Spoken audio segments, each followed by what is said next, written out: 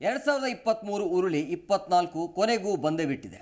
ವರ್ಷಾರಂಭದ ಮೊದಲ ದಿನವೇ ನಿರ್ಣಯಿಸುವ ಕೆಲವು ವಿಚಾರಗಳು ನಮ್ಮ ವ್ಯಕ್ತಿತ್ವವನ್ನು ಉತ್ತಮ ರೀತಿಯಲ್ಲಿ ಸುಧಾರಿಸಲು ಸಹಕರಿಸುತ್ತವೆ. ಹಾಗಾಗಿ ನಮ್ಮ ಪರ್ಸನಲ್ ಡೆವಲಪ್ಮೆಂಟ್ಗೆ ನೆರವಾಗುವ ಪ್ರಯೋಜನಕಾರಿ ರೆಜುಲೇಷನ್ ಬಗ್ಗೆ ಮಾಹಿತಿ ನಿಮ್ಮ ಮುಂದೆ. ಹೊಸ ವರ್ಷದಿಂದ ನೀವು ಕೂಡ ಹೊಸ ವ್ಯಕ್ತಿಗಳಾಗಬಹುದು. ವ್ಯಕ್ತಿತ್ವ ವಿಕಸನದ ಅತ್ಯುತ್ತಮ ಸಂಕಲ್ಪಗಳಿವು. ವರ್ಷದ ಮೊದಲು ಅಥವಾ ವರ್ಷಾಂತ್ಯದಲ್ಲಿ ಸಂಕಲ್ಪವನ್ನ ಮಾಡ್ತಾರೆ, ಆದ್ರೆ ಕೆಲವೇ ದಿನಗಳಲ್ಲಿ ಅದನ್ನ ಇಟ್ಟುಕೊಳ್ಳೋದನ್ನ ಈಡೇರಿಸೋದನ್ನ ನಿಲ್ಲಿಸ್ತಾರೆ. ಈ ಸಮಸ್ಯೆ ಅನೇಕರಿಗಿದೆ. ಆದ್ರೆ ನೀವು ಮೊದಲು ಸಣ್ಣ ಗುರಿಗಳನ್ನು ಸಾಧಿಸಲು ಪ್ರಯತ್ನಿಸೋದು ಬಹಳ ಮುಖ್ಯ. ನೀವು ಸುಲಭವಾಗಿ ಸಾಧಿಸಬಹುದಾದ ಗುರಿಗಳನ್ನ ಮಾಡಿಕೊಳ್ಳಿ. ಮುಂದೆ ಯೋಜಿಸಿ ಮತ್ತು ಒಂದು ಸಮಯದಲ್ಲಿ ಒಂದು ಗುರಿಯ ಮೇಲೆ ಕೇಂದ್ರೀಕರಿಸಿ. ಇದನ್ನ ಮಾಡೋದ್ರಿಂದ ವರ್ಷಕ್ಕೆ ನಿಮ್ಮ ಗುರಿಗಳನ್ನ ಪೂರೈಸಲು ನಿಮಗೆ ಅನುಕೂಲವಾಗುತ್ತೆ. ಹಾಗೇನೆ ನೀವು ನಿರಂತರವಾಗಿ ನಿಮ್ಮನ್ನ ಪ್ರೇರೇಪಿಸಲು ಕೂಡ ಸಾಧ್ಯವಾಗುತ್ತೆ.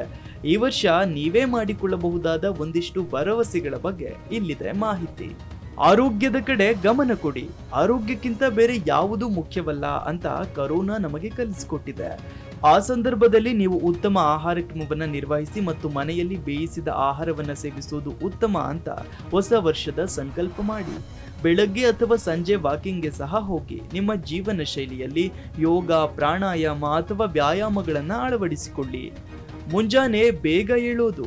ಮನೆಯಿಂದ ಕೆಲಸ ಮಾಡೋ ಕಾರಣ ಈ ದಿನಗಳಲ್ಲಿ ಅನೇಕ ಜನರು ರಾತ್ರಿ ಇಡೀ ಕೆಲಸ ಮಾಡ್ತಾರೆ, ಹಾಗೇನೆ ಬೆಳಗ್ಗೆ ತಡವಾಗಿ ಮಲಗ್ತಾರೆ.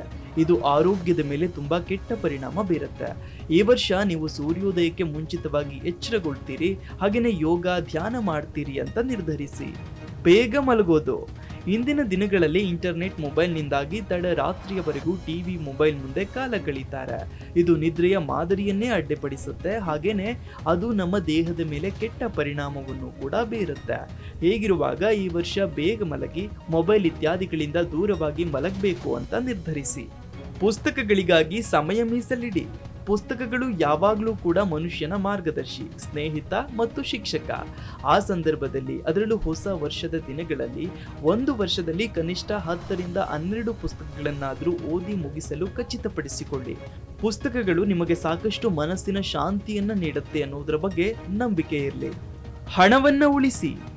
ಇತ್ತೀಚಿನ ದಿನಗಳಲ್ಲಿ ನೀವು ಹೆಚ್ಚಿನ ಆನ್ಲೈನ್ ಶಾಪಿಂಗ್ ಮಾಡ್ತಿದ್ರೆ, ಹಾಗೆ ಅನಗತ್ಯ ವಿಷಯಗಳಿಗೆ ಖರ್ಚು ಮಾಡ್ತಾ ಇದ್ರೆ ಅದನ್ನ ಈ ಕೂಡಲೇ ನಿಲ್ಲಿಸಿ.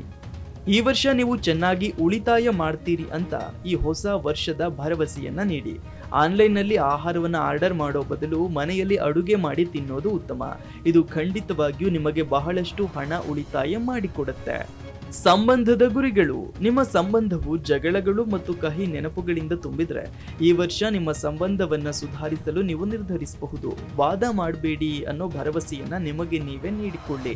ನಿಮ್ಮ ಸಂಗಾತಿಯನ್ನ ಅರ್ಥ ಮಾಡಿಕೊಳ್ಳಿ, ಹಾಗೇನೆ ಉತ್ತಮವಾಗಿ ಮಾಡಿದ ಕೆಲಸಕ್ಕಾಗಿ ಅವರನ್ನ ಪ್ರಶಂಸಿಸಿ. ನಿಮ್ಮ ವ್ಯಕ್ತಿತ್ವವನ್ನ ಸುಂದರಗೊಳಿಸಲು, ತೂಕವನ್ನ ಕಳೆದುಕೊಳ್ಳಲು, ಹೊಸದನ್ನ ಕಲಿಯಲು ನೀವು ಬಯಸಿದ್ರೆ ಈ ಹೊಸ ವರ್ಷದಲ್ಲಿ ನೀವು ನಿಮ್ಮಷ್ಟಕ್ಕೆ ಈ ವಿಚಾರಗಳಿಗೆ ಭರವಸೆ ಕೊಟ್ಟುಕೊಳ್ಳಿ. ಈ ಹೊಸ ವರ್ಷದ ಸಂಕಲ್ಪಗಳನ್ನು ರೂಢಿಸಿಕೊಳ್ಳುವ ಮೂಲಕ ನಿಮ್ಮ ವ್ಯಕ್ತಿತ್ವ ವಿಕಸನ ಖಂಡಿತವಾಗಿಯೂ ಸಾಧ್ಯವಿದೆ.